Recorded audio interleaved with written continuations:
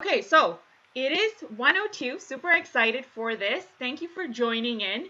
This is the first of the 12-part series. This is the January part where we are going to be starting with the foundational basics of learning how to do loose watercolor. And before I tell you about the supplies, which were also in the workbook that you got, let's do a really quick hi, hello, and just introduce yourselves really quickly, and then we can go from there. So I'm going to call out the names, and then the person, whoever I'm calling out, please unmute yourself, say hello, and then you can maybe talk about one line, how long you've been doing watercolor, and that's it. We're going to start. If I can have everybody mute themselves, and then I can begin. While you're muting yourselves and getting yourselves ready, I'm just going to walk through really quickly my supplies. So as mentioned in the workbook, we are using the Zen Art Supplies brushes. Well, I am. So feel free to use if you have these, or you can use something else similar to this. I'm using a round number 8, number 10, and a flat number 8. For paper, I am using the Stonehenge 300 GSM watercolor paper. I have just split it up into 2 sheets because the first sheet is going to be us just kind of swatching out color, mixing our color combos, and I'm going to tell you exactly what colors we're using because we're going to be very specific with colors deliberately so we can understand the color mixing and also come across with mixes that we might favor and like. And then the next one is going to be more about practicing.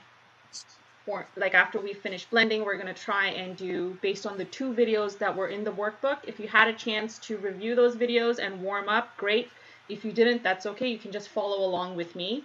And we're going to try and mix and create something loose and eclectic looking more along this line, the lines of this right here.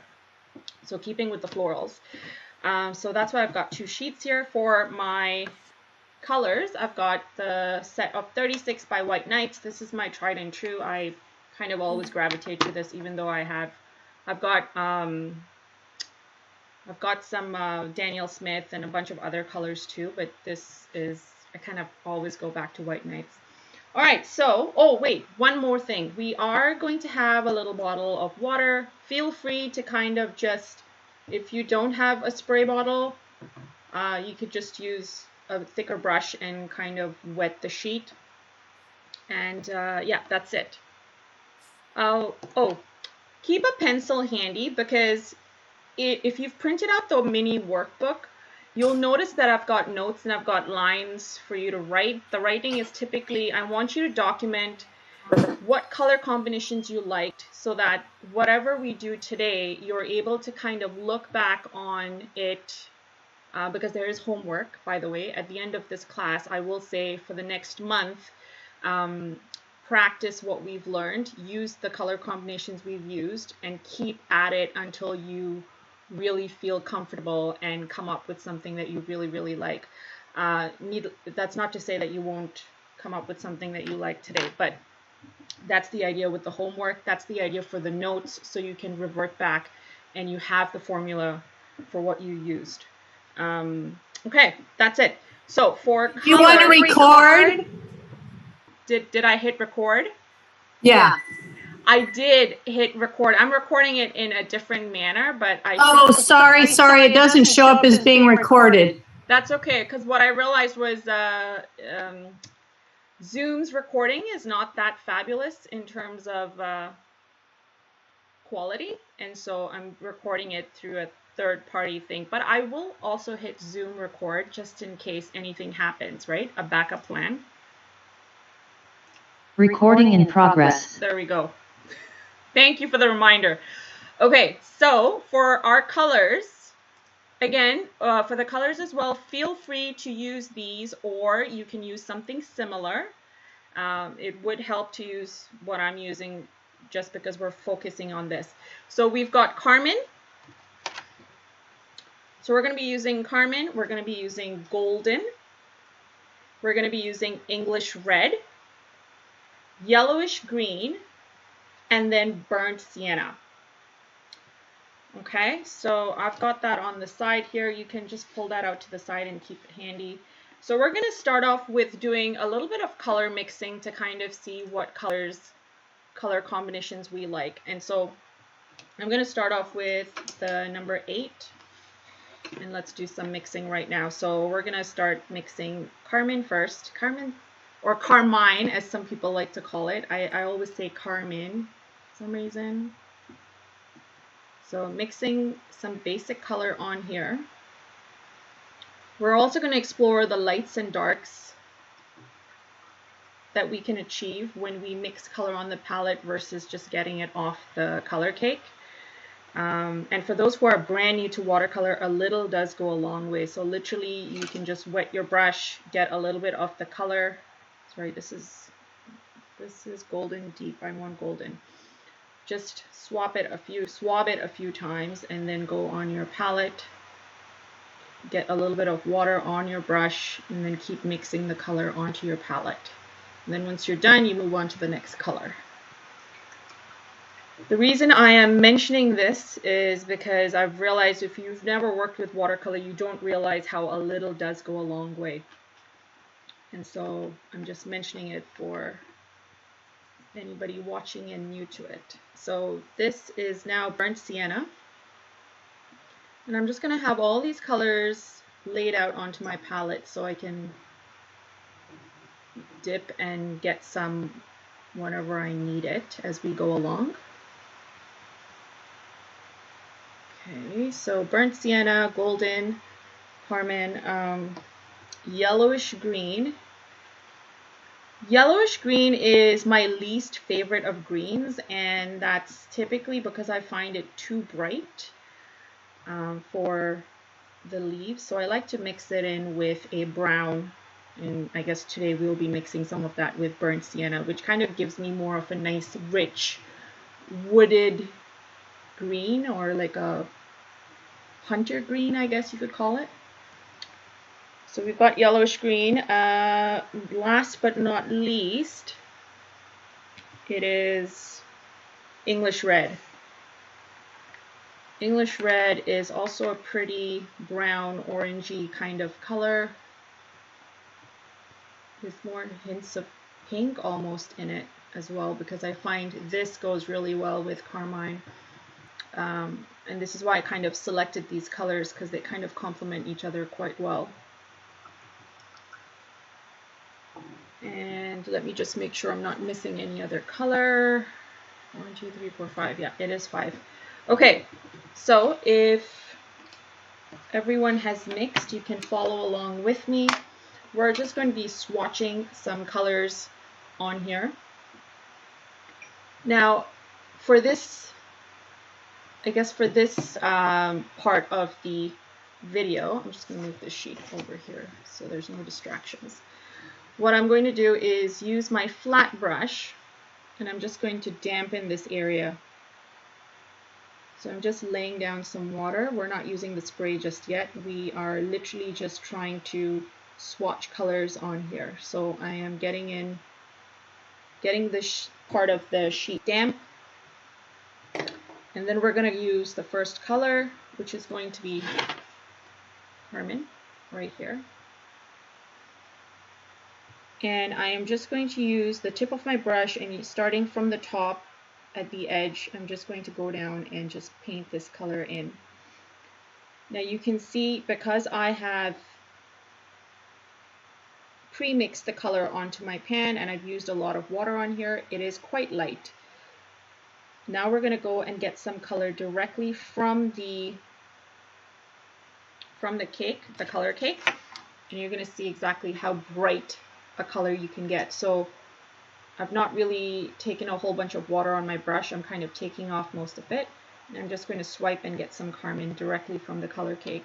And what we're going to do is just go over the top over here. And you can immediately see the difference in dark and light. We're going to do a couple more of these so you can see, you get the hang of it. Because the more you practice this, it's almost like a warm-up leading up to your painting. So you can see how you can get the nice darks and the lights, even though this is a basic color testing moment that we're having. Okay, so now I want to mix this with some of my burnt sienna. And so I'm getting some of the burnt sienna that I've mixed on here. This is kind of still damp a little bit, but I'm just going to dampen it some more just in case. So here we go. Notice how as I dampen this, it kind of pulls the color even more and you get a super soft edge on here. So now I'm just going to go in and add some of that burnt sienna in here. Again, because I have mixed it onto my palette, it is quite lighter compared to if you take it directly from the color cake. And let's do that right now. I'm kind of just moving the color around so the water will allow it to do its thing. So now I'm going to get some color directly from the color cake. And we are going to paint that in here at the very edge. Maybe get a little bit more.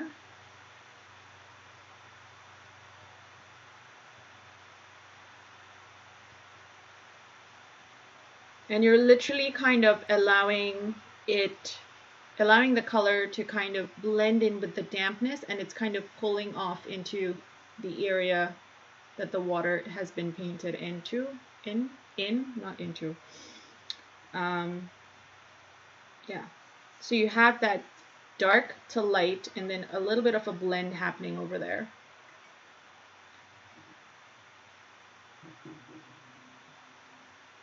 Now I'm just going to do a quick swatch of the two, not as prolonged as this, but using it quickly without dampening the area over here. So here's some of the pink, carmine, whatever you want to call it. We're getting some of the other color and we're just adding that color off to the side here, and we're just closing up this box. Just a really quick swatch so you can see how this dries off once it is dry. And the percentage over here I would say is maybe 30-70, like 30% color, 70% water, which is why you're getting all these light colors on here. All right, so the next one we're going to move on to is the golden and the English red. This is a beautiful color combination as well. So I'm going to get some of the golden on here. We're going to do this without dampening the sheet first, and we'll reverse what we did there.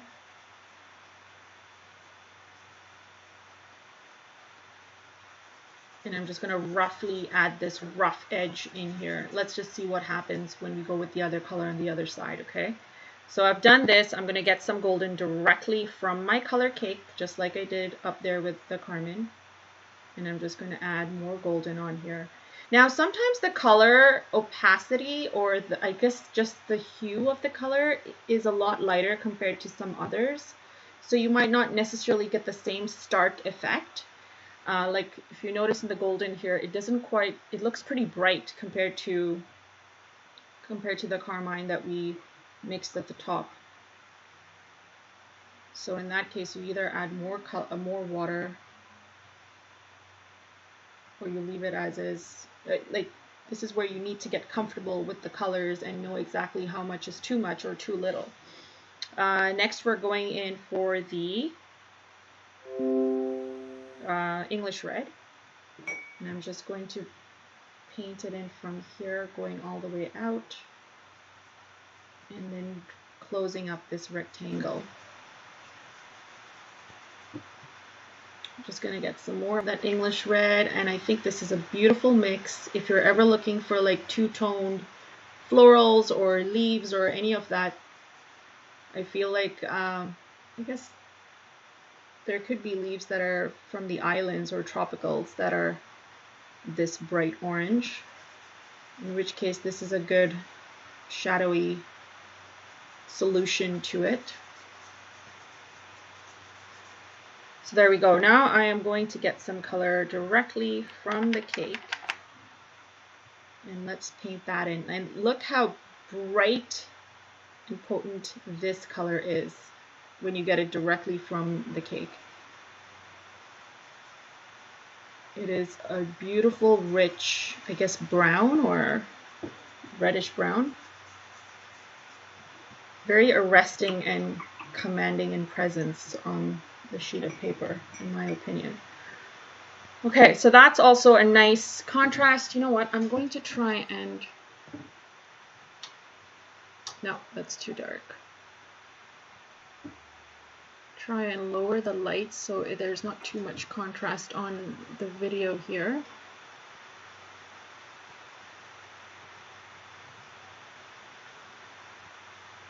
Just so you can see, yeah. Okay, so we're 2 colors in. And now we're going to mix the green, the yellowish green. Actually, let's do our quick swatch before we do that. So quickly swatching it, just getting some of the orange, the golden.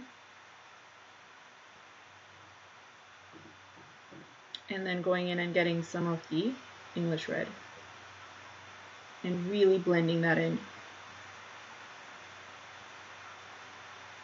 So take this time to kind of blend and get comfortable with not just what the colors look like, but also notice how much water is on your sheet. How much water is too much water for the brushes that you're using. Like you can clearly see that some of the water that I've laid down here is pooling.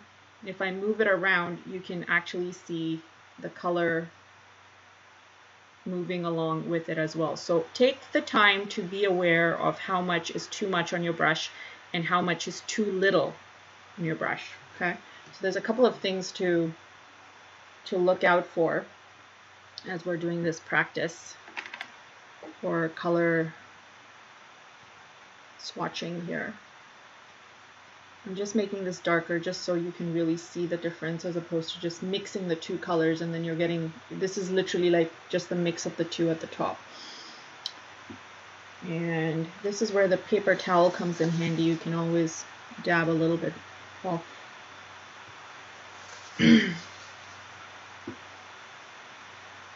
Last one with this swatch. Okay. And now finally for the green, we're going back to our dampening the area first and then going in with the green. So I'm just going to dampen maybe just half of it and then dampen the rest when I'm ready to paint that in. So even for this, notice how much water is too much water. If after you've laid down the water on here, you feel like there's too much pooling, just take your paper towel and do a little bit of dabbing and you should be fine. Because in the beginning, it's all about how much water are you getting on your sheet, how much color is too much or too little based on the desired effect you're going for. Okay, so now we're going in for the green. And we're just going to swatch that in very roughly.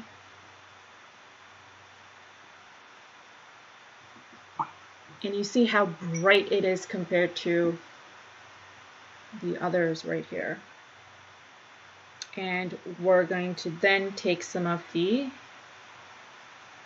burnt sienna. You just got to mix a little bit more.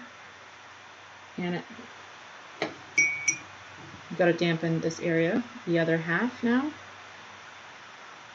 And then lay down the burnt sienna.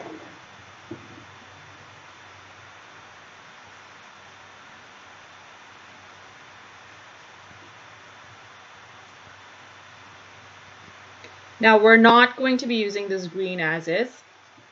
We're going to be mixing it with the burnt sienna so we get this color combination right here. And again, we're going to work on that as we progress on to the next step. This is just for you guys, again, to kind of notice what it looks like without, and then once we mix it, you'll see the difference. So in anticipation of that, before we move on, let's just get nice bright burnt sienna on here.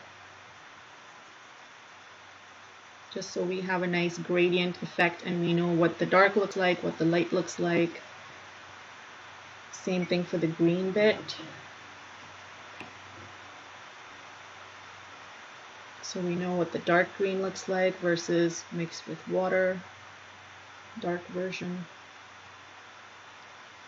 Okay, so now for this next move, because that's the green that I'm using to get this palette right here or this right there, we're going to take some of the green and mix it with the burnt sienna on here onto another side of the palette. Let me just get some directly from the cake too, because I'm running low.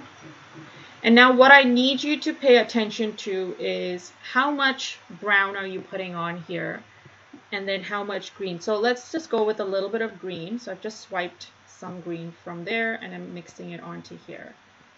And this is the color I'm getting, which is very much so like a dark olivey hue in here. Let's just lay it down so you can see what I am getting. Now you will all get different variations of this depending on your color mixing ratios. So if you've got more brown, you're getting more of this. If you get more green into it, I'm just going to take some of this and mix it on here with the green. This is more what you're going to get. Very little brown, but it still mutes the brightness of the green considerably. So at this point, I would say, even though this is more my preference, where there's a little bit more brown with the green in there, so it's like a woodsy kind of green. If you like the brighter greens, go for it. This is where you need to use your creative intuition and go with what you like, because while I am teaching you something and getting you familiar with the loose style of watercolor, it is good to know what you like from the start and kind of go with that and express yourself with the colors that you like. Okay, so I'm just going to mix a little bit more brown with the green on here, because I can show you now we can get a green in between, kind of more like the color called green from White Nights, which is my favorite green. And because I do not want that green to deplete, this is my technique of saving that green and using the colors that I would typically not use. So I mix them with other colors to get colors that I like. It's another tip, I guess, it's just so your colors don't go to waste. Now, these look lighter because I have not taken the color directly from the palette and placed it on here. I've mixed it. The water is clearly more compared to the color, and that's why I'm getting a more muted version of these. You might want to go for this opacity. You might want to go for something way more in your face and dark, in which case it would look like that. Again, pay attention to this moment in time as you're kind of going along with me to see how much water is too much or how much color is too much. Let's see. Okay, so since we've done these muted tones, let's just see what it looks like if it were really bright and dark. So I'm going to get some of the green directly from the palette, put that on there without getting any water, and then using the same brush, I'm going to get some of the burnt sienna. It is burnt sienna, right? Yes. And mix that in here. And now I'm just going to dip the tip of my brush because I don't want too much water, but I want a little bit of water, and then mix the rest of the color. Now watch how the color looks. Way darker, way brighter. Plus it also has to dry up. Keep in mind, when these colors dry up, they'll be a lot lighter looking than when you first lay it down on the sheet. But still, you can see the difference between the greens that you can get just based on mixing it with a little bit of brown or a lot of brown, depending on your preference. And then the water is also a massive factor in it. Okay, so two things I want you to take away from this exercise over here, besides your color preferences, what you might like, what you might not like. Please keep in mind the difference in results that you get on your sheet when you mix the color on your palette and then kind of paint versus taking the color directly from the color cake and then painting onto your sheet. So these are two things you need to keep in mind, or just be aware of it in the back of your mind as we progress and go along. Okay, now feel free to label these on here, and if you have any notes to make regarding the color blends, then take that time right now. I will open up really quickly to see if anyone has any questions based on what we've just done, or if you want to make a passing comment, that's also welcome. Anybody? I have a quick question. Sure. Just because I don't have the exact red, so I want to try and get it in the same ballpark, and I want to make sure I'm reading the screen right. Sure. Is it like a cool red? For the English red, you mean? The English red, yeah, sorry. It's more of a warm red. A warm red. Okay. Yes. Because I'm teaming it with the golden, and it's just got a warmer hue to it compared to the carbon. Okay. Yeah. Right? Okay. Would others agree with me? Yes. Okay. I see a couple of nods. Okay. I have a question. Sure. The last green that we did at the bottom, yes. Is that similar to the green in the palette, the one that just says green? It looks similar to me. Yes. That's what I was trying to say. I use the colors that I don't like to mix them and get the colors that I do like. And I use that green a lot. So my quick fix, actually not quick fix, roundabout fix to not wasting color, and then not using only the colors I like, is using, for that specific green, using yellowish green mixed with a brown. For this class, it is burnt sienna, and this is what we get. If you try and use even the Mars brown, for instance, you can absolutely get a very similar green to this. Okay? Right. All right. Trish, you had a question? Yes. My White Nights paint haven't arrived yet, so I'm just using, I'm having trouble finding, though, the warm red. I've kind of tried with my samples the Indian red from Winsor & Newton. Okay. But it's not quite red enough, I don't think. It's a little too brown still. Can you show me your sheet? Oh. Let's just see. I know we're doing different lightings all over the place, but where are you? Right. There we go. Okay, so ask me again. So I'm looking for a warm red for the for your results. Your yellow and red in the middle. I don't have my White Nights paints yet, so I was just tried the Winsor & Newton Indian red, but I find it's a little bit too brown still. Right. So have you tried maybe mixing a tad bit of red that you do have into that brown, because it's pretty close, or maybe even a little bit of orange. This is more of an orangey red mixed in with the brown. Maybe try like a scarlet red. Yeah, just try adding a tad bit of that in there with the brown you're using, and then see the effects that you get. And if you're still not liking it, that's okay. Just wait till your colors come in, and you can absolutely just use those and then compare that to this. Okay, so if no one has any more questions, we're going to move on to the second sheet. I hope you have marked out your colors and made any notes if you needed to. But keeping this aside, we're going to move on to the second sheet, and we're just going to use, now that we've kind of warmed up with our brushes and the colors, we're going to go in and try and do some very loose style of moving a little more color around, but with more intention, and trying to do florals and leaves with it. So this is where I would say, let's introduce spraying some water on the sheet. Now, why? If you have a spray bottle, great. If you don't have it, that's okay. Just dampen roughly the area. But let me explain to you why a spray bottle as opposed to just dampening the area. And that's mainly because it gives me more of an erratic cover up, as opposed to taking a brush and very deliberately covering up a certain area. I don't have the mix of wet and dry, because when you spray it, you get that, you don't know where the spray is going to land. So when you do start painting, you get some areas that are hard and some areas that are soft. That gives you that very loose style.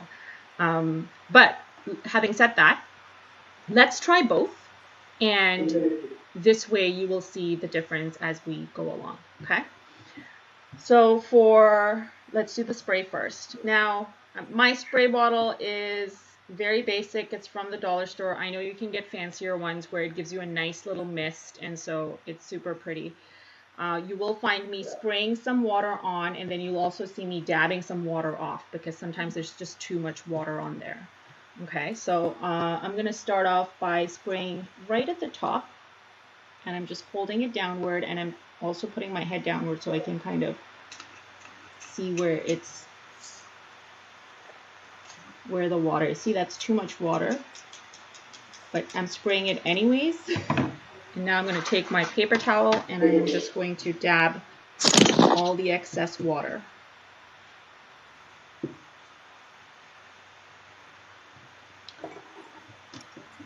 Okay, I also want to make sure that I have everyone else is muted so you can just see my screen as we go along. Okay, so now that I've dabbed most of it off, this is where the magic begins. Your area is damp. Some areas are dry, some areas aren't. And we're just going to use, let's use the carmine. Now, you guys did the poppy video as part of the work, the pre-class work. So let's go with that idea. And I'm just going to go ahead and start painting those in.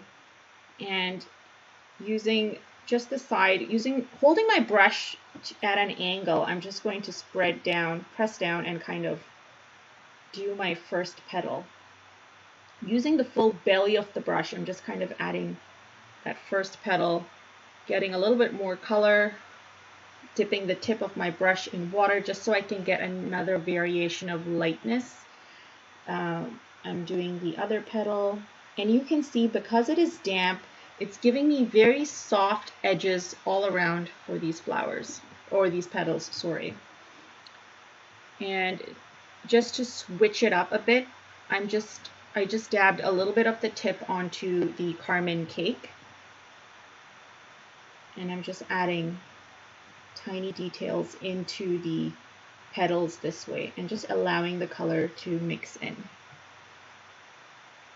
Getting some watered down color. I am doing the next petal, and I'm also making sure that I've got white space in between. So try and leave as much white space as you can. You're just doing very light and loose strokes to kind of create this simple 5-petal flower. Well, mine is still 4 at this point, but let's just add in 1 stroke here and make that 5, my 5. So notice the white spaces, notice the difference in tonal range for the colors. Now, this is going to dry up looking a lot lighter. So at this point, while it is still damp, if we want to engage and add a little bit more of those nice lights and dark blends happening, or maybe even adding another color, this is where you get in some of the golden, for example. Actually, let's use the English red. Feel free to use the golden if you want to. That's also fine. We're just kind of testing things out. And say you go in and add a little bit of the English red, adding some strokes here and there. Let me get some color directly from the palette because there's a lot of water on here already. So adding a couple of strokes with the English red, allowing this color to kind of just blend in with what we've laid down. And we just want to highlight certain areas so that we know where one petal starts and the other begins. No, where one starts and the other stops or ends is what I'm trying to say.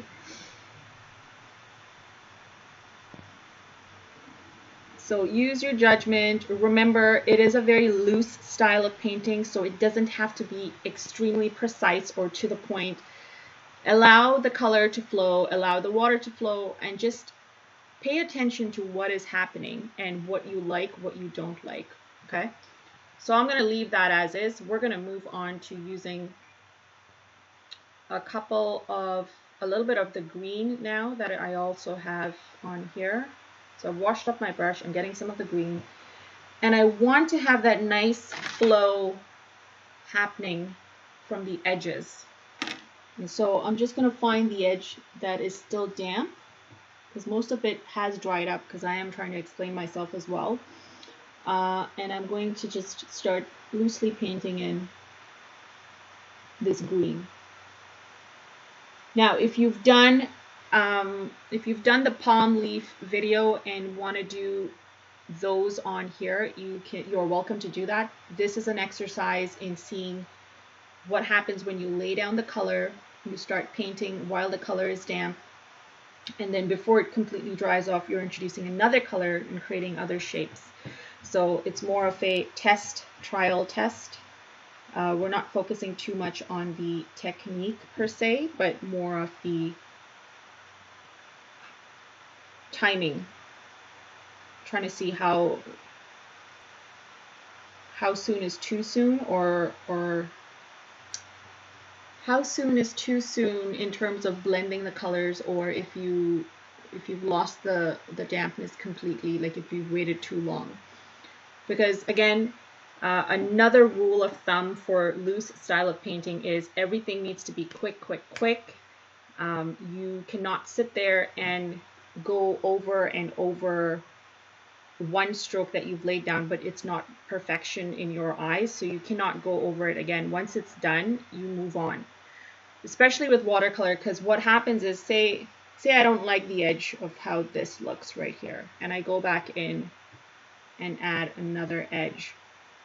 Right now it's blending in because it is damp, but when it dries up, you will see a difference. Because that's the thing with watercolor. Once it's laid down, if you go back in with another shade, unless you mean for that to be there or that imprint to show up, it'll look like you have overworked it. So never go over that same stroke over and over again. Once it's laid down, just accept it, move on. And the more you practice and the more you create is the more you'll realize when to stop and when to kind of cover it up by adding maybe another color. So for instance, now I know this is going to dry, and because it's only one color I'm using, it's going to look flat. So I'm just going to get a little bit of the burnt sienna and I'm mixing it in with the yellowish green that's already on my palette. And I'm just going to add a couple of strokes that towards where it meets the flower. And this is just to give it a little bit of a bump in visual interest, because now you got some nice darks which indicate shadow and then going off into the light almost. So I hope I am making sense. We will do a repeat of this on this side over here, but I also want you to notice before we move on that some areas are hard edge. So this is what I meant by when you spray, you kind of have no idea where the water lands, because you can see the hard edge means it was fairly dry when I laid down the stroke. However, at the top over here, it's giving me this beautiful blend into the sheet. You almost cannot see it kind of fade off. So it's giving you that nice dreamy look. And that's because that area at the top was damp. And so when I laid down the water, it gave me that nice kind of faded effect. Same thing over here at the top. And then we've got more hard edges at the bottom over here. So just keep these things in mind. With the flower petals too, you notice that. Okay. All right. So most of the area on my sheet is dried up, but hey, you can dampen your paper again. This time, because I've got water on, sorry, I've painted something on here already, I'm just going to use my flat brush and dampen this area here, and we'll continue creating a couple more flowers using the other color combination, which is the golden. Let's use some of the golden with the, golden with the English red. And that's what I've used over here for this guy here. Okay, so I'm going to get some of the golden, and we're going to lay this down. Again, try and get some color from your palette, then go and dip directly onto your color cake and see the difference. Get used to that as we progress in this. Okay, so here we go, pressing down. I've got a lot of water here compared to what I had previously, and I know that because it's giving me this runny look, which again, you might want, you might not want. Pay attention to how much water is too much water. So now I'm going to get some color directly from my color cake, because clearly using color from here where there's more water than color is giving me this runny look. So what happens if I take color directly from the color cake and then add it onto this area? This is what happens. It's a lot brighter. It still gives me that runny look, but you can notice a massive difference between the cloudy effect, which is right there, and then the more potent, stronger effect, which is over here, while still giving me the runny look at the bottom. Okay. I'm going to do one more on this side. I'm not worried about it looking like this because, again, we are doing a loose style of watercolor. Okay, so if it's not running as per to your liking, don't worry about it. We're getting accustomed to mixing. We're getting accustomed to a lot of things in this one sitting. So do not overemphasize or overthink this here. Okay. So what I'm doing next is getting a little bit of the red, the English red. And now we're going to go ahead and just add some, just exactly like what we did with this floral over here, just adding a couple of highlights. We're going to add some over here.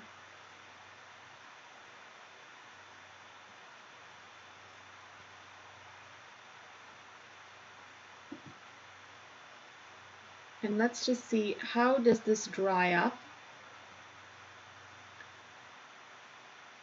Do we get separate petals, even though there's not a lot of white space between these two petals? There is some white space over here. Curious to see what sort of results we get.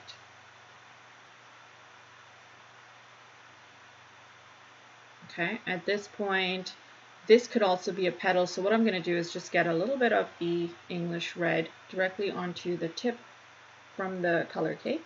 And let's just paint this in. Let's just see what we get.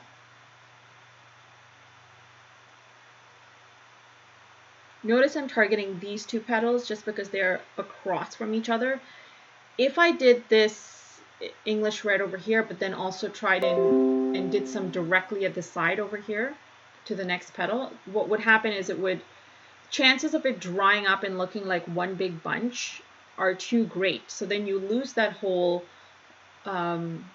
individual petal look, and you'll get like one big blob of color. So that's why I try to alternate my my colors, especially when there's 2-tone or 3-tone florals happening. So we're going to allow this to dry. We're going to move on to doing some of the leaves again, just like we did some over there. I'm going to get some of that green, mix it on here. I'm going to get some of the burnt sienna. You will never get your ratios bang on, and that's okay as well. Just don't stress about it. As long as the colors are the same and you're getting different variations of the hue, you're on the right path. Okay, so I'm going to do some over on this end. Again, you can see the beautiful transition it's giving me. And I'm deliberately choosing this area just so I can get some nice blending in the groove between those petals.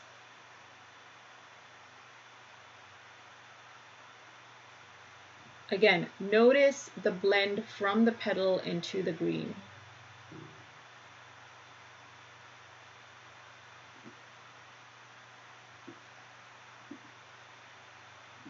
Okay, so we're going to move on, get some happening at the top as well. Don't worry about composition right now. We're just focusing in on getting ourselves accustomed to the idea of loose and all the different techniques that you can use to get a nice, fun, eclectic looking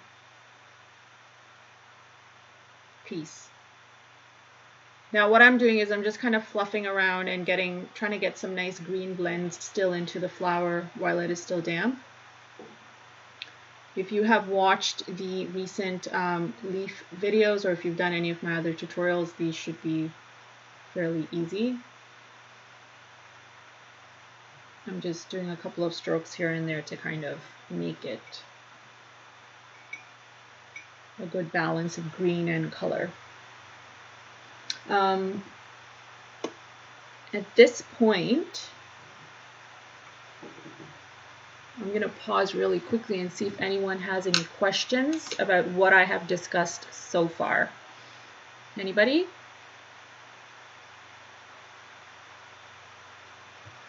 I think we're good.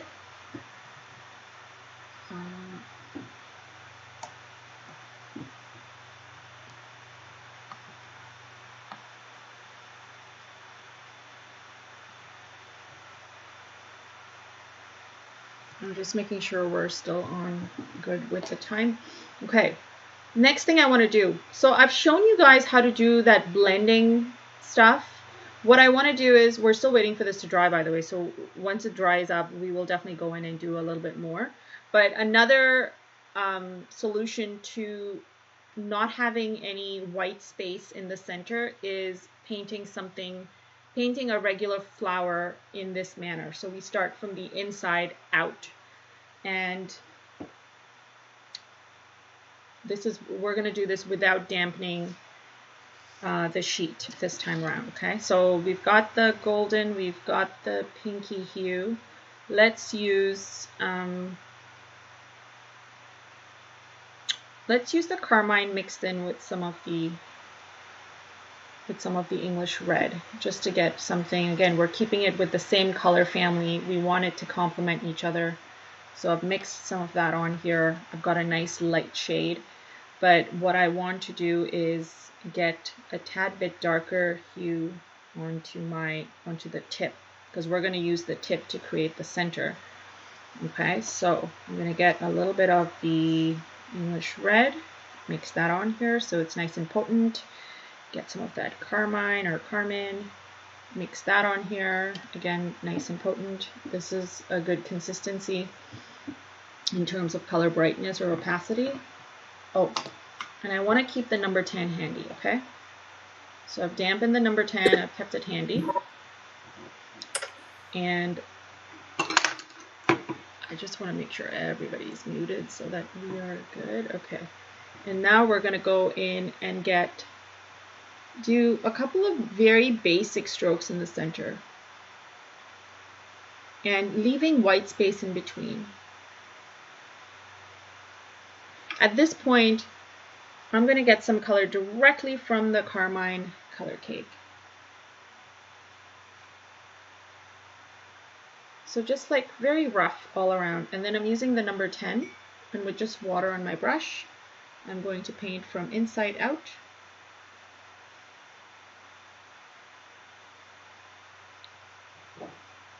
And I am painting them in such a manner that there is white space in between the petals. So I've done inside out for these three, and for this one up here, I've done outside in. There is a difference in how the color flows when you do inside out versus outside in. So again, pay attention to that as well. What you will notice the difference is here, and let me just point it out. when I pull the color from inside out, I have a nice sharper edge to my petals, as you can see in these two. You can kind of see it over here. It's just less water, sorry, less color, more water. That's why it looks a tad different. For this one here, you can see it's more of a lighter sheer look. That's because I went from the outside in. I was comfortable enough going from the outside in over here because I knew I already had a little bit of color on my brush. And so that color was enough to give me that pinky hue from the top. If I didn't have any color on my brush, what would have happened is something like this. Let me just show you. So let's just do another one here on this side.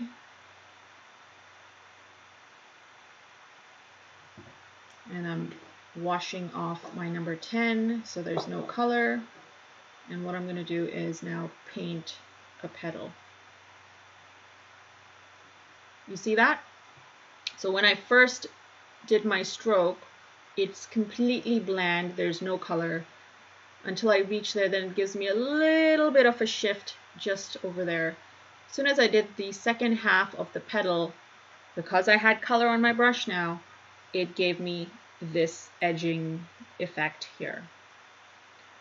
So that's why, again, this is something, the more you practice this technique, you notice these things, and it's almost like a subconscious thing that you kind of know, but you probably don't explain it unless you have to teach someone a class, what I'm doing. So keep this in mind. Pay attention to these things because these are little things that will elevate your technique and also your understanding of how this medium works. Simple things, but they go a long way. Okay, so at this point now, I know that this doesn't have too much of a side here. If I wanted to go in and just enhance these florals just a tad bit more, just so that they don't look completely light, this is the time while it is still damp to just go in and add some color while it is damp and just kind of really enhance the center maybe if you wanted to, or just giving it more of an edged look if you wanted to add a couple of strokes here and there, just like that, or leave it as is. It's entirely up to you. If you wanted to just enhance the center, this is the time where you go in with that mix. And it's about, I'd say right now it is damp, but it's not as damp as it first was. And so it's not blending it completely into the petal, it's just blending it at the center. So again, keep timing in mind. Keep in mind exactly how dry it is. We'll wait for this one to dry completely and then we'll go in and do the center and you'll see a stark difference. Right now this is giving me a blend. If I waited for this to dry completely, it would just be hard-edged little strokes on there, which might not necessarily be ugly or a no-no, really. It's just more of what kind of effect are you going for. And I love the blends because that to me is loose, that to me is romantic, that to me is, it's almost like imperfect beauty. And that's why I like loose watercolor, because there's no stress about having it to look picturesque or anything. It's the colors that work in and do the job for you, really, to make it a pretty picture or image. Okay, so now I think it's safe to say these are fairly dry. You might want to go for an effect like this where it's just a whole mishmash of color, and at this point you've got two options. You can actually go in and do some wet on dry painting and just enhance these a little bit more, or you could even take some graphic pens and with black ink just go in and add some detail. That's another option. So you're still preserving that whole soft look to your composition or florals while adding more detail in a different manner.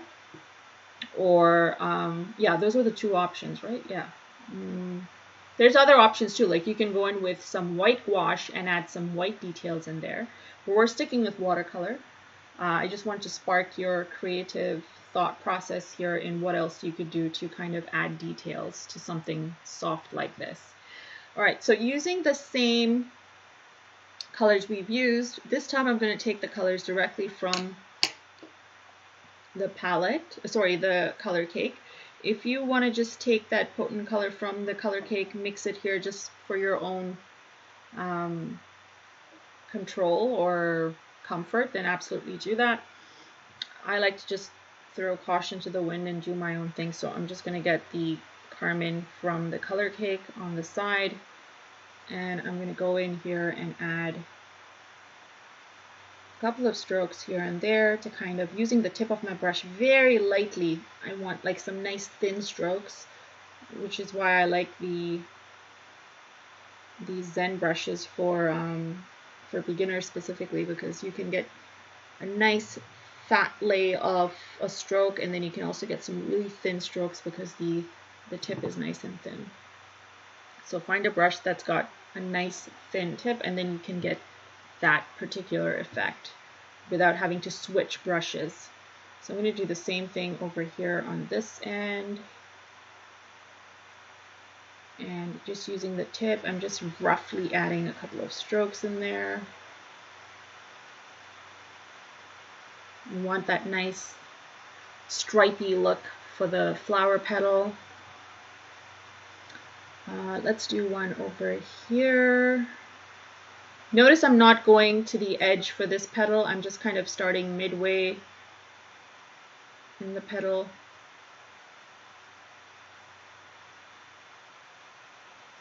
Because we don't want to be uniform in our strokes or how we paint this. And this is where again, the loose style is emphasized when you're not consistent in the look of your strokes. There we go. So now you can see the difference between this one and this one. We've bumped it up a whole lot more by just adding a couple of extra strokes on a darker hue or tone. We can allow this to dry, or again, we can do what we did over here to get that nice blended effect, because this isn't completely dry or damp or wet. It is damp. So I'm going to get, let's get some of the English red. Again, keeping with the same colors that we have, so everything can be cohesive and go together. I'm using the tip. So I got the color directly from the color cake. Just using the tip, I'm just adding additional detail to the center, and it's just little lines, trying to leave a little bit of white space in between if you can, and just go all the way around. And again, you can see the center pop. I like to kind of add a couple of dots on the outer edges of these, not consistently all around, but just here and there, and then leave that way. Okay, so it is giving me a little bit of a blend in some areas, and in some areas it's giving me some really cool straight thin lines because I used the tip of the brush. And I'll do a close-up of this once I've finished demonstrating this. We're gonna go ahead and do it for this orange one here, or sorry, the golden floral as well. And for this one, we're gonna use, this is where your swatching comes in handy. I should use this swatch, not the one I first did. So we've got these hues happening, we've got those hues happening there. So I think it makes more sense to kind of go with the orange bit, just because we've got a lot of the brown already there and here, so it'll give it a little bit of balance.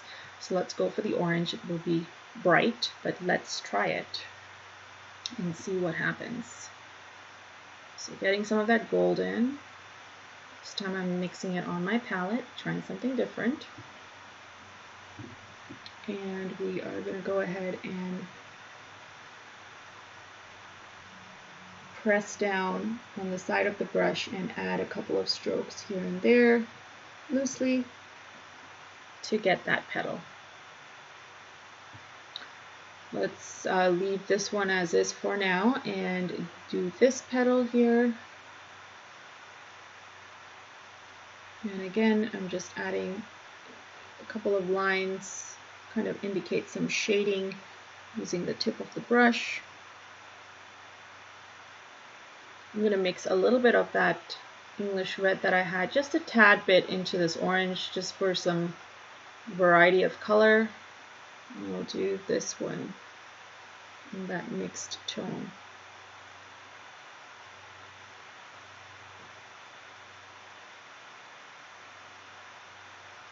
And then for this one over here at the top, I'm just going to add a couple of lines and leave it as that. Okay, so now because this is also at the same dampness that this one was at, we'll just go ahead and do the center for it.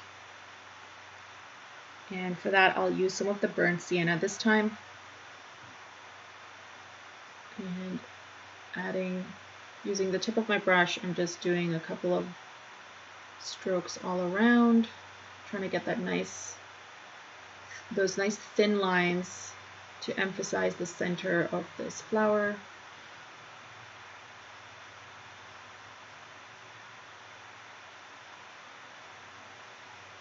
Now I'll just allow this to dry a bit, and once it's dried, it'll give me an idea of exactly how dark it is. If I want the center to be a tad darker, I can always go in with more of this brown, a more potent version of this brown, which means less water, more color, and just make it stand out some more. Okay, so how are we doing? Does anyone have any questions? We are at 2:15, and I want to be able to do a mini composition with you guys before I have you guys kind of, now that we're fairly warmed up, you can kind of go ahead and try something. But does anyone have any questions that something was not clear or anything at all? No? Okay. Okay, so now, by now you've kind of picked up on the whole two-tone, lights and darks, white space, wet and dry aspect.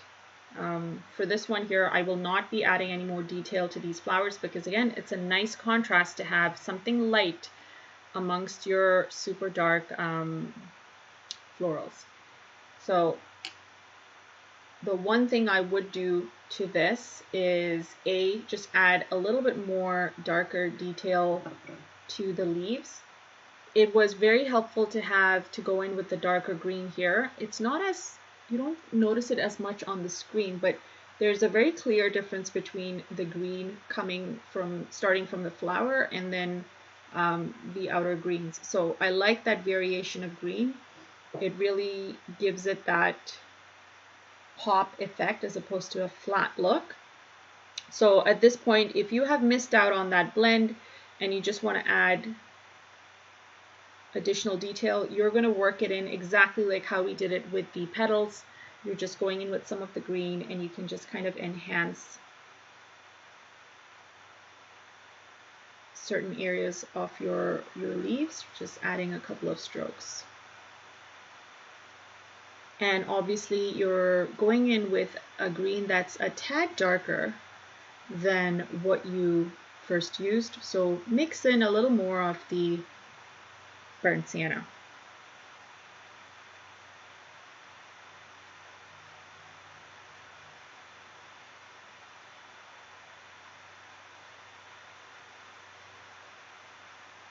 So you can leave some of the leaves just loose looking, and you can have some of them with the veins in there. All of them do not have to have the detail. And again, you can see when you have a combination of both in a painting, it kind of adds some interesting aspect to your finished result. Everything doesn't have to be uniform or consistent.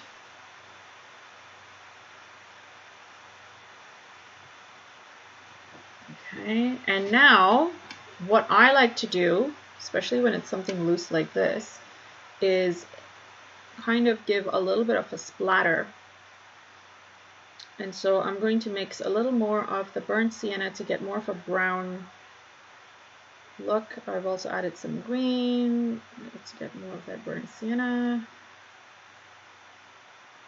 Here we go. And I need it to be fairly watered down so that when we do the splatter, we get a nice effect. The thing with splatters is the more water on your brush, the thicker the splatter radius. The less watered down your brush is, the tinier your splatter is going to be. And so this is what my consistency is, and I'm just going to add some around the greens. A little bit here. Now, again, you can choose to get something to cover up certain areas if you don't want it going into the flower, or if you don't want it to go beyond a certain area. Just take a sheet of paper or something and just kind of cover it up as you're doing the splatter, and that will definitely help you. I kind of like to throw caution to the wind and just let the chips fall where they may, is my attitude. Again, I'm getting a little bit more water on my brush just to show you how you can get a thicker splatter, which is right there. You can see the splatter is a lot thicker. There we go. And that's that for this over here. So does anyone have any questions before we do a little mini painting, or do you prefer to get right into doing your own thing, or do you like the fact that I'm actually painting and telling you what I'm doing and you kind of go along with me? Let me hear your feedback, and then accordingly we can proceed. I like your painting and instructing us what to do. Okay. So do I. I do too. Okay, I think that's majority. Okay, so I'll paint and instruct as we go along, and then obviously feel free to go rogue, because I am encouraging rebellious behavior. That is the whole point of this. Get comfortable doing it your way. Okay, so let's start it all over again. So I've done one at the top here. I'm just going to use the rest of the sheet and create more over here. I want to keep this simple enough where you're getting these techniques or these pointers in, keeping these pointers in mind while you're painting. So let's keep it simple and let's not make it too complicated. Otherwise, you're not going to be able to walk away with much. I don't want it to be overwhelming. Do you guys want to do a rose? Yeah? Okay. Okay, so let's do, using this technique that we did up here, let's do a rose. Feel free to do this though if you are not comfortable with the rose. I will instruct as we go along. So I'm going to use the number 8. I'm getting some of my carmine onto my palette.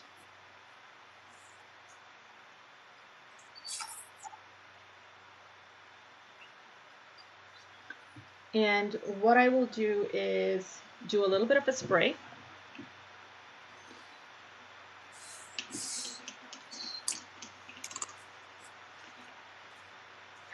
Spray might be too much water, but let's just see. Oh, there we go. Not bad.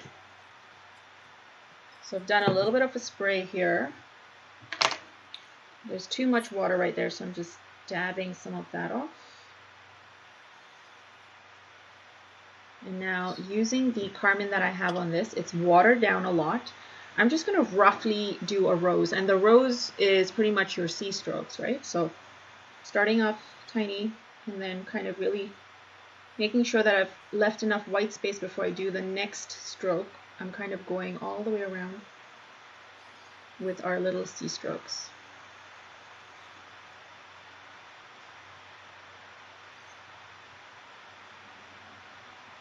Notice the white space.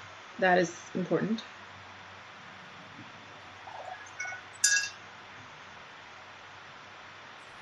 Now I'm going to get some of the golden. And I'm just going to do another little miniature kind of rose peeking out from the side over here. So again, C strokes, but closer to this one.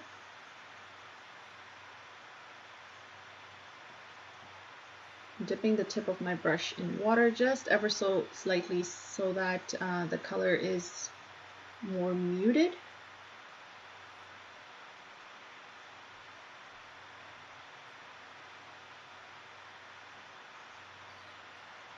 There we go. I want to keep it most of the top open-ended just so it looks like it's floating. Sorry, it has like a dreamier end as opposed to a hard-edged one. Now using this, I'm going to get some of my green, and I'm just going to lay down some leaves here and there while we have this nice state of dampness happening.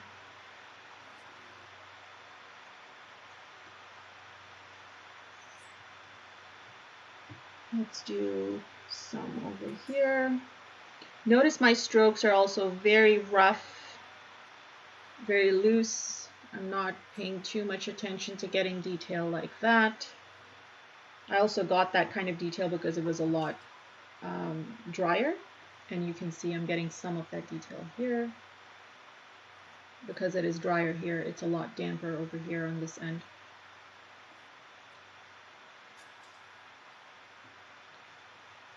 So I've got some there. It'll be good to have some over here.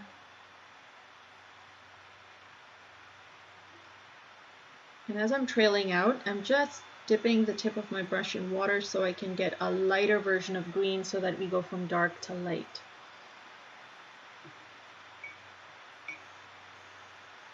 I'll just do some peeking on this end, very, very lightly. And notice the white space I have left between the rose and this, again, to kind of indicate that the petal kind of is faded off over there. We're going to allow this to dry just a little bit, the leaves, but now I think we can go in and get a little more detail into the center of our roses. So using the number 8, I'm just going to get some, let's get some of the English red, just to test and see if it'll be a nice mix for a shadowy effect for the Carmen. And I'm holding my brush like this, so straight up, and using just the tip, I'm very lightly trying to get in some mixture of this on here. But I am noticing what's happening is that it's kind of just immediately going all around into the Carmen and not giving me the harder lines that I'm looking for. So what I'm going to do is just dab my brush on my paper towel, take off most of the water. Okay, so because of that little disruption, this has kind of dried up, and I actually kind of like it. But we're still going to go ahead with what I was trying to say we're going to do. Using the tip of my brush, I've taken off most of the water from the number 8, and I'm just getting a little bit of the English red. This is fairly damp. There's no pooling of water, so I am going to use just very lightly using the tip. I'm just adding a couple of strokes, thin strokes, into the center of this rose. And then as I'm going outward, I'm really pressing down on my brush, and I'm trying to get a blend of this color into the outer petals as well.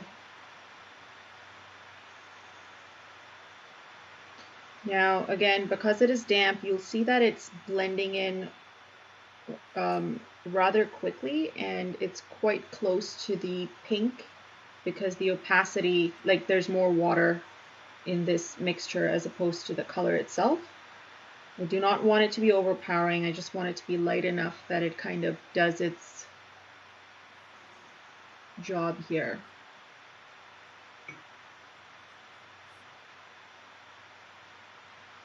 And now you can see some of the edges are a little bit harsh or hard. So I'm just going to get some of the, using my brush, a clean brush, I'm just smoothing it out.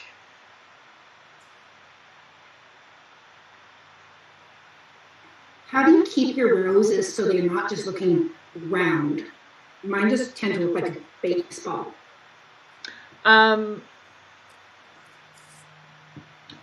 Do you mean like how do I get these edges that way?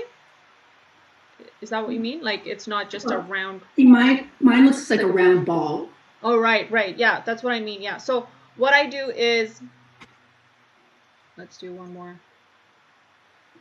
So I like to have my roses not facing upward, but kind of, sorry, not aerial view, but kind of tilting upward or tilting down to the side. And this way, the main center is at the top, which allows me a lot of room to add petals that are kind of falling outward maybe. So I will start off at the center. Hold on, give me 1 second.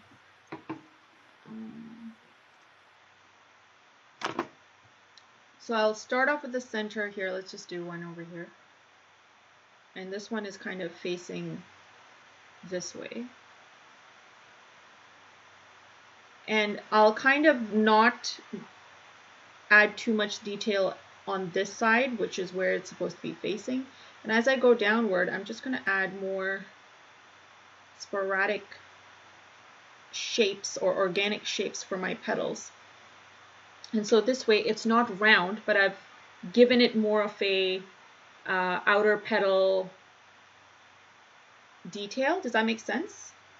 I'm trying to explain.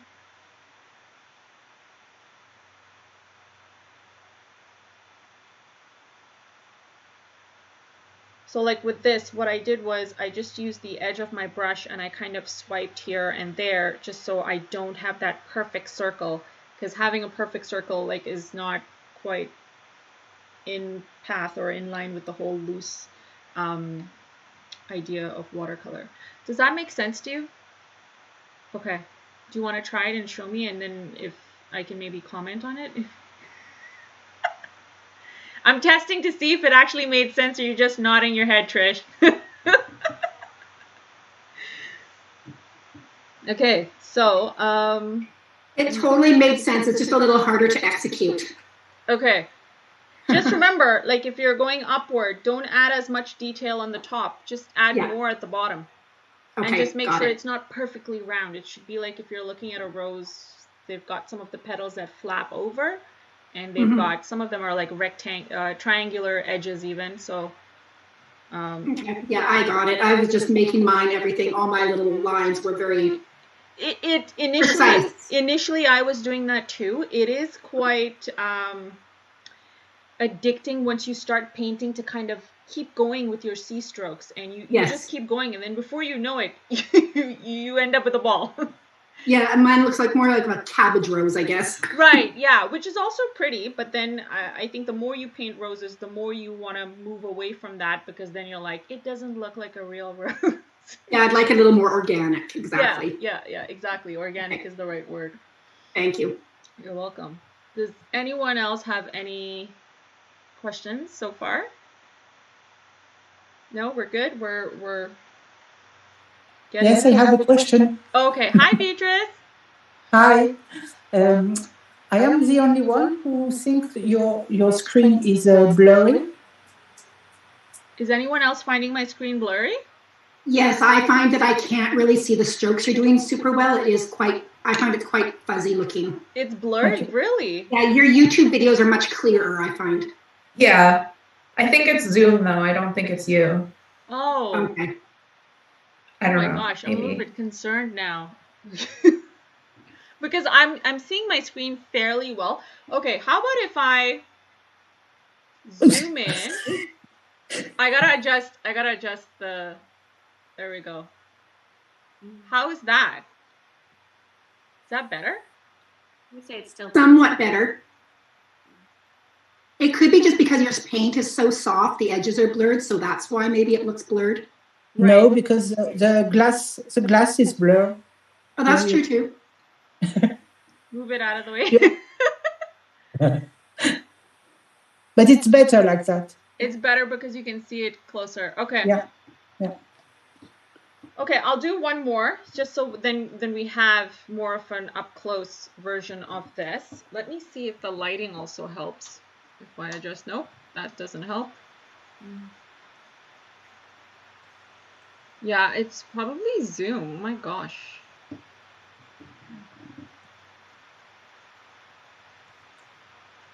It's because of the connection speeds, I think. Oh yes, that could be another thing. Right. Okay, I'm just hoping that the recording will be a lot more clearer then.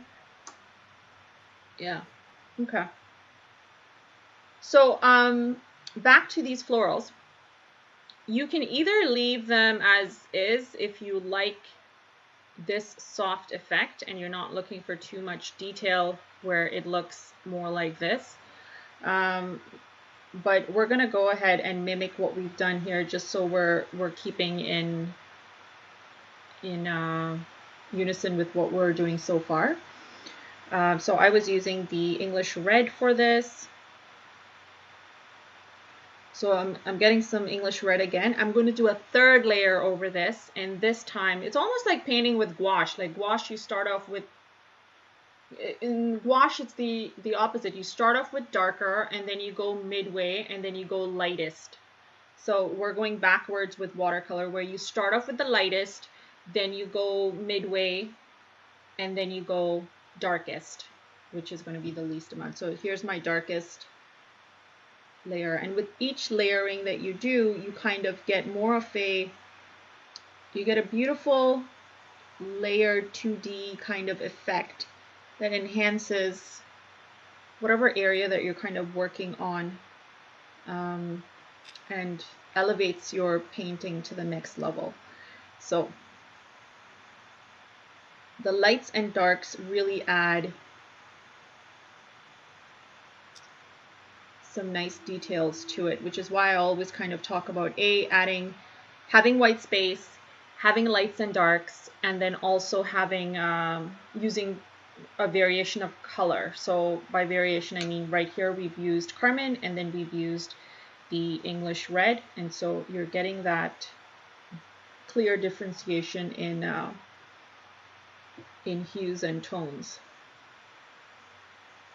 So let's use, for this one, I don't want to overwork this too much. So for this one here, again, we're going to go with the same idea. We're going to use let's use some of the burnt sienna for this. Is that what I liked for it? No, you know what? Let's just continue with the English red for it.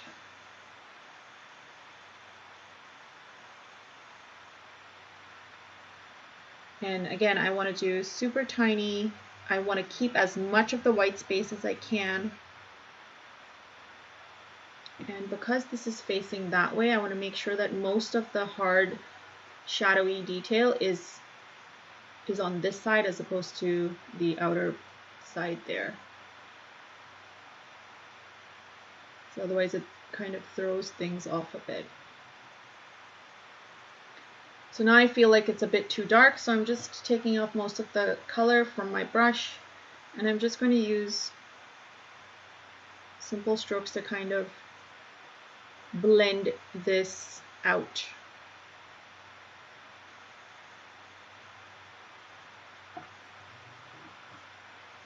So I wish this didn't happen at the top here, so my fix for that is just kind of taking off most of the color, and with just water I'm just going to kind of try and blend it out, make it look like a background petal, maybe, perhaps. And then I just want to end off by adding a couple of like loose looking strokes on the outskirts of that area there.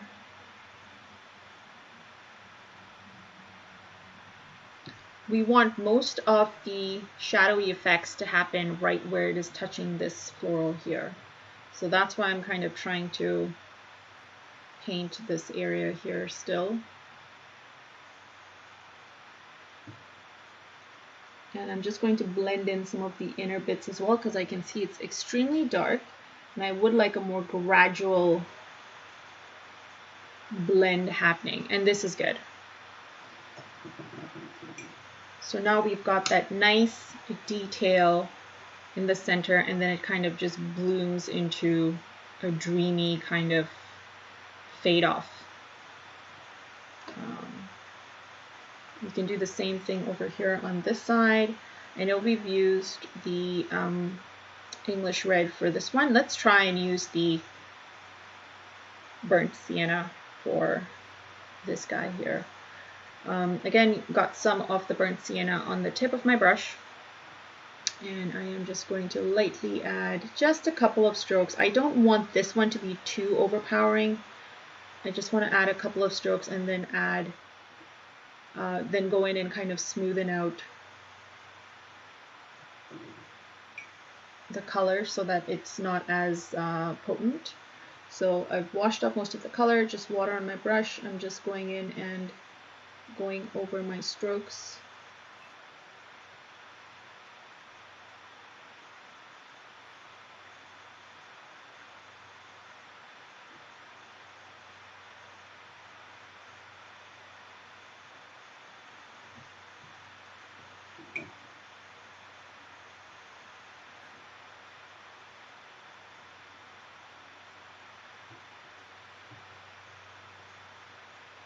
So I've done a bit of blending. I'm just going to add a little bit. Oh, I got some of the, I forgot. I got some of the English red here by mistake.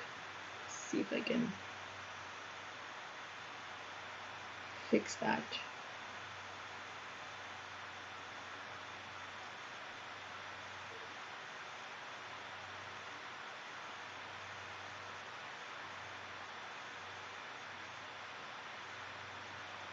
I'm not going to do anything else to that. I'll just leave that as is, but you guys get the idea. So once we've done that, we can enhance the leaves a bit more too. So using the same combination of the yellowish green with my burnt sienna,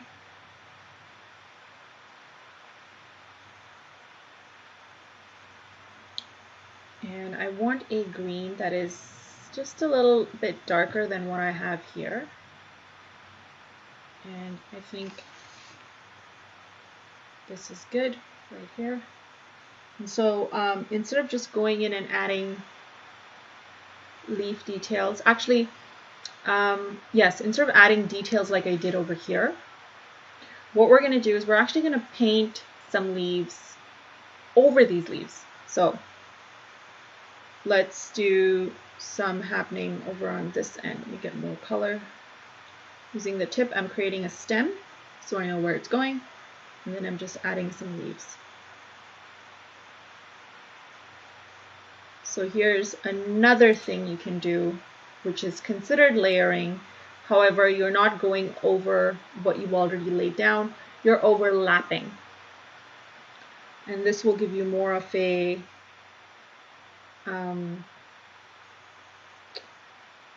impression that there's some background foliage happening and then you've got some foreground.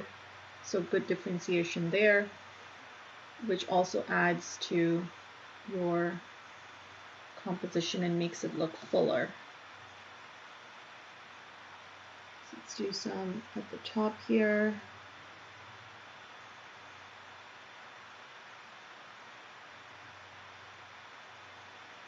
So wherever you feel fit, go ahead and add your leaves there.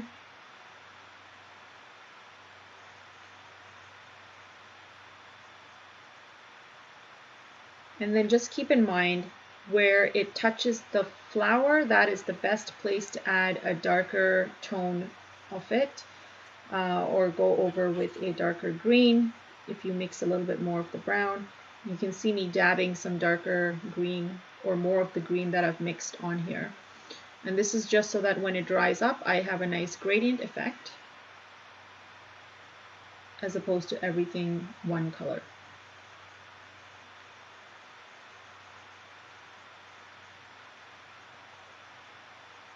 Or one shade of green, flat color.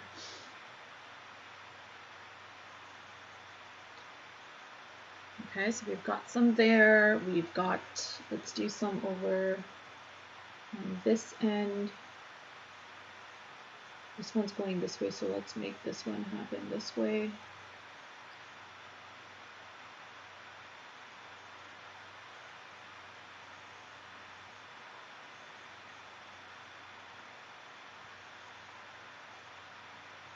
Now, also one more thing to keep in mind as you are practicing and doing your little compositions, when you see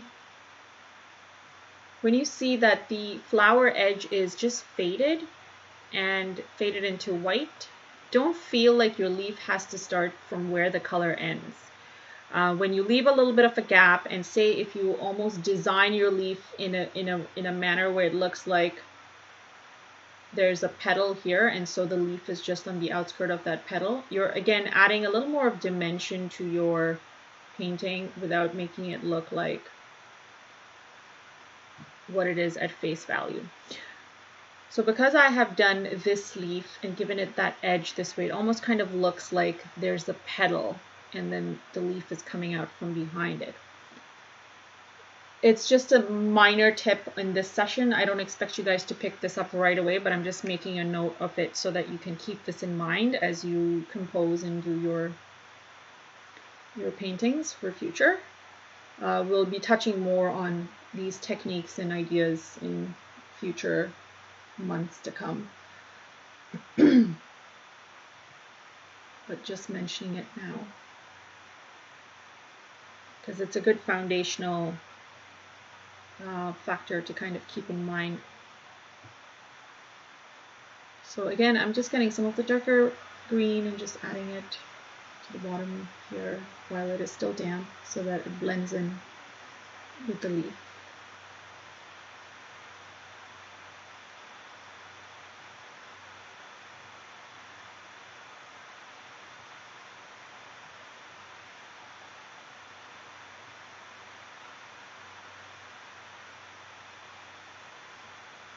Allow it to dry up some more. And then let's do some over on this end.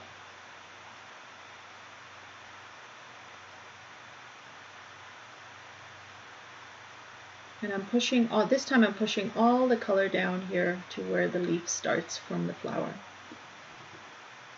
That's another technique as well, as opposed to just going back in with more color.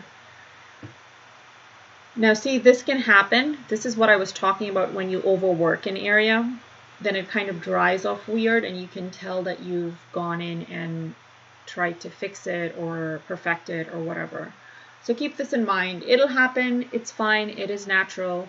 You will learn how to pick up on these things the more you kind of attempt to paint. So just make the attempt is all you need to do.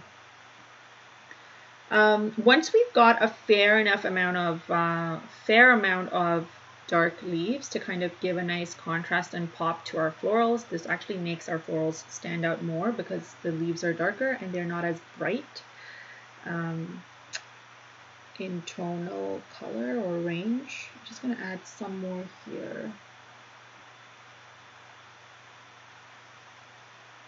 For some reason I always kind of have to fill every nook and cranny. I'm still working on it. Okay, so leaving that. Then you kind of end off with just using whatever leftover green you do have. And you're kind of just fanning and adding tendril-like loose elements in and around. And this, again, elevates your composition to the next level, making it look fuller, looser, prettier.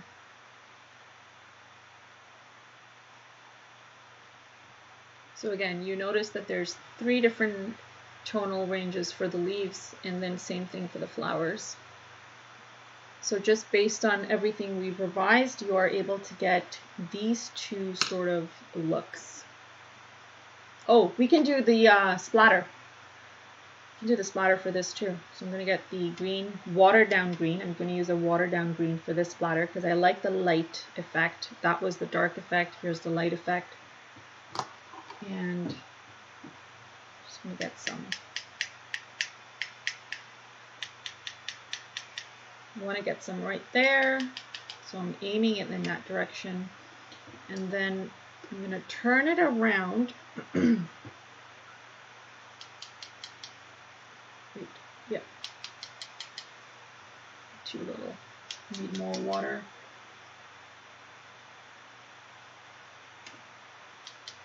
To get some bigger ones there. Yep, there we go. Perfect.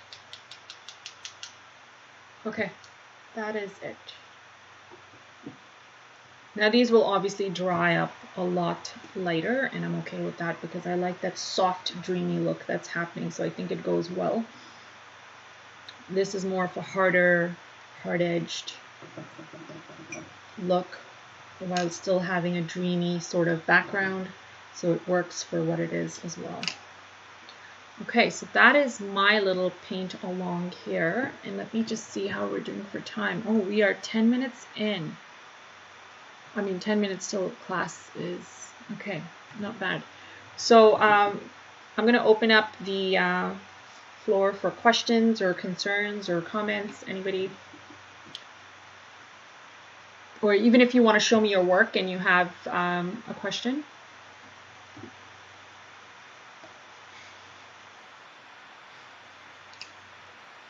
Katie, I have a question. Hi. Okay. Now I am we in the morning it is 36 degrees Celsius, and during the day it can be up to 55 degrees Celsius. So painting watercolor dries up fairly quickly, and I'm having very hard time with the color bleed effect. So do you have any tips on that? I tried to change my paper from hot press, which is a no-no. I usually go for the rough paper because usually rough paper is able to give me that effect. But other than that, do you have any other tips? Yes, Beatrice was someone else who had an issue with this, and someone else too had mentioned that the color dries quickly, so what can you do? So my suggestion would be try and use, instead of using one brush to do it all, use two brushes instead. So if you need to go and do your detail with one and then use the other one to get some water in, try that. Another option would be, remember how when I was painting, I think it was, yeah, when I painted these guys up here, I dampened the whole area. By the time I was done painting the pink flower, this side was already dried. So what I did was I just took in the flat brush and I re-dampened the area again. And that kind of allowed me to cheat my way into getting that effect. So I would suggest re-dampening the area, and B, trying to work with multiple brushes as opposed to just one. If it's not fast enough, because you got to go wash your brush off, mix color, have everything ready as best as you can, so that when it comes time to start painting, you're just going fast and you're not losing out on that opportunity. Does that help? I mean, try it and let me know. You'd have to try it to let me know if it helps or not. Mm-hmm. Anybody? Sure. Thank you so much. Oh, you're welcome. Anybody else? My roses were an epic fail. What? Show. Let's see. Can you see it? I can only see the top flowers. Let's see the roses again. I mean, hold it up a tad higher.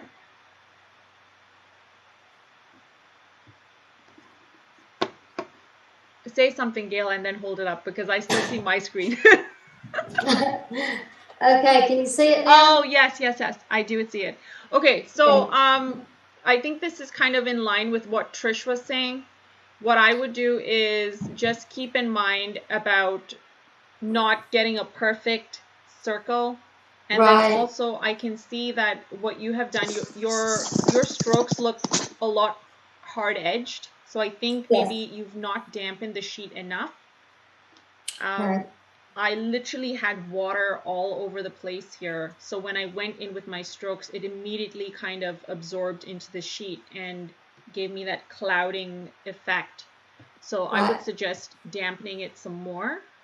Well, I wet it, and then I thought, oh, that's too much, and I went back in and sopped it up with the napkin. So it was probably right to start with, but I thought it was too much water. No, but this is good because now you're noticing things and you're going to try it differently the next time. So this is what you need to do. Yeah.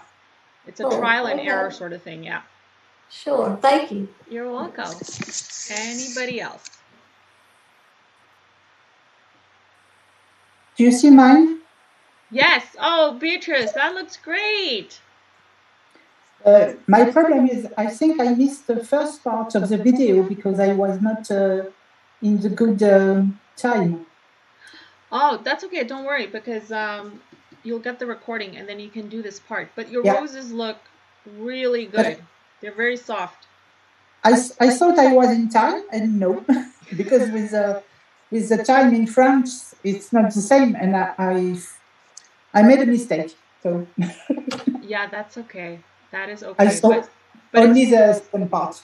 It's still a pretty good job, though, Beatrice. That looks good for someone who just joined in last minute. No, because I know how to paint roses because of you. I practice a lot. Yeah, but there is a difference. I am seeing a difference in this one because your edges are very soft compared to what I've seen previously. So good job, yeah. But because of I had the same problem as the lady, and now I have two brushes. Yeah, see, there we go. Who was it? Was it Surya? Surya was talking, because it was. Yeah. And now I take the habit of two brushes. Two brushes, right? Isn't it easier? Yeah. It's like a martial arts kind of thing, using two swords. Okay, anybody else? There's my other two, my yellow and softer pinkish rose. They're a little bit pretty. A little bit better. Beautiful. Thank you. Yeah, that's real nice. Great. Yeah, so I would say definitely try it again. Like when you guys get the video, I'm just talking generally speaking. I'm not closing it right now because if anyone has any comments, you can feel free after I finish. But watch the video. Now that you've done the class or we've done the paintings together, listen to what I'm talking about when I say pay attention to how much water, pay attention to your brush strokes, pay attention to your color tones, like what's dark, what's light, because some colors are very light, some colors are very potent. So all of this plays a huge factor when you're trying to mix and create a color palette, when you're trying to compose, and then obviously the paper and wet and dry as well is a huge factor. So replay it, try this technique again. Your homework will be trying what we've done several times using either the same palette or if you have another color palette that you prefer, work on that. Do as many as you can. Who was it? Was it Monet? Was it Monet who did the lotus, the lily pads? Yes, it was Monet. And he did hundreds of them, and it was like all the same thing. And I remember thinking, that is so pointless. Like, why do the same thing over and over again? Because you get better, and you will never get the same results. But you end up with this massive collection of beautiful artwork, and you can see your progression. So this is why I encourage you to take this and do it again. Okay, now, anybody questions? This is Lynn McChristian, and my name is misspelled on the little square here, but I sent you an email about that. Is this a 2-hour class or a 1-hour class? 2-hour class. Okay, I thought it was from 1 to 2 o'clock, so I got kind of mixed up. Eastern time, right? Yes, no, someone did mention, Vivian mentioned to me, did you say her name was Vivian? Lynn, okay. Yes, sorry. Vivian had mentioned to me that I had neglected to change the timing on there. But yes, this is a 2-hour class. Okay. Just because I'm talking about so many different things. Well, that's wonderful. And where do we get this little workbook that you're talking about? Is that something we print? That's the PDF that you would have gotten when you downloaded. It's also the PDF I included in my email to all of you yesterday and some of you today who signed up overnight, I guess. Did you get that? And how do I get my picture back on Zoom? See, I'm all new to this Zoom business. Just hit the button, hit the video button. And I'll need my name corrected. I sent you an email about that. I won't bore you with those details now. So it's nice to be a part of this, and I'm from California, so just thought I'd tell you. Awesome. And I've been watching every video you ever did on YouTube. Oh my gosh. Thank you. Okay. Thank you, everybody. Clarice, I enjoyed the color mixing. Oh, you did? Good. But yes, because I don't know how to do much with the color mixing, so that was a treat. So I'm glad you mentioned this because I did think about this because when I did my events last year, I realized a lot of people who've never used watercolor before found that the tiny little dot of color I gave them in their palette was too little, until I was like, no, that's not too little. You got to mix. And then it dawned on me, if you've never used it, you're not going to know. So I have to I have to include this, especially in foundational basics, so that people have an idea of how much is too much and too little and stuff. Well, it was nice to learn how to mix two colors together to get another shade. Good, I'm glad, because that's the whole point. Let's try and figure out how we can mix colors, get something that we like. I'm sure there's colors you will like, some palettes that you won't. Everyone floats a different boat, so we're all here to learn. Okay, well, thank you. You're welcome. Thank you. Question. Thank you, Clarice. Oh, you're welcome. Liz? Yes. So my problem is I'm having a hard time getting the roses to look like they're coming out rather than concave. You know what I mean? Does that make sense? Yes. Your white space, and also it's your page is not damp enough, at least for the roses with the hard edges. Yes. I can see that you got some with some nice, beautiful, dreamy edges. I'm assuming those are ones you did later on. Yes. Yeah. So sometimes it just takes a little bit of trying the technique out. That's your warm up, and then you kind of go into, the more you do it, this is why I say the more you do it, you pick up on these things and you know exactly where to fix yourself when you do it. So keep at it. Yes. And again, when you see the video, watch me do it, because now you know exactly what you're looking out for and what you got. Okay. Anybody else? I have another question. Between classes, when we're practicing, is there a Facebook page or is there a page for this group where we can post our practices to show you? Yes.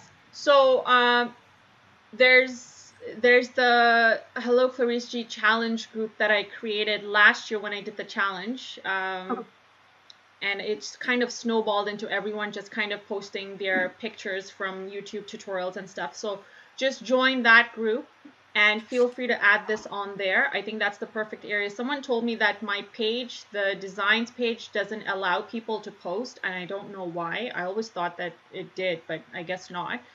So the group is a great way for you to not only post and show me, but then you'll get engagement from all the other ladies in the group as well.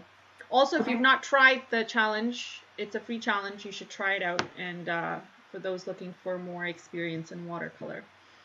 And it's Hello Clarice. The hello. You know what? Why don't I send that to you in the email with the recording? And this way you guys can join for those who are not part of it.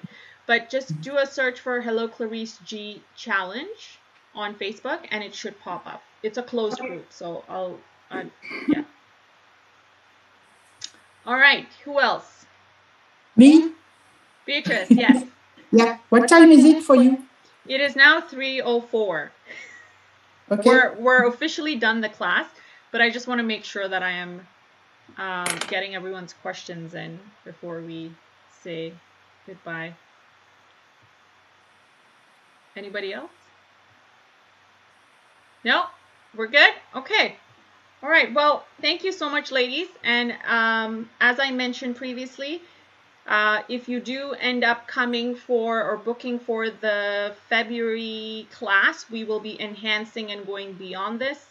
So take this 1 month between now and I still got to figure out when the February class will be to practice, and I will include the homework in a more detailed fashion in the video recording email, so look out for that. That's going to come out to you guys in your email on Monday. So anyone looking to review and paint again and whatever, just watch the video. That will always be available on YouTube, because that's where I'm going to be uploading it. It's just for you guys though. And I would suggest make a playlist for yourself, just in case you lose the email and you lose the link, because it will be a private video. So make a playlist and add that video to the playlist. This way you always have it at your beck and call should you need it without having to dig out the email. Good idea. Yeah, right? So that's it, guys. Thank you again so much for joining, and join the group. I'll include that in the email as well, and I'd love to see your work. For those who don't want to join the group, just want to show me your work in private, that's also fair. And feel free to reach out if you have any questions, maybe not now, but later on as you're practicing. If you have a question or anything, feel free to reach out. I'm happy to help. All right? Thank you. All right, great. Well, thanks so much, guys. Appreciate it. Actually, you know what? Bye. Can we, before people just take off, can we do a quick screenshot of everyone's work? Let's do it. All right, ready? I think some are still maybe coming. No, yes. Got it? Okay. 1, 2, 3, cheese. Awesome. Thanks, guys.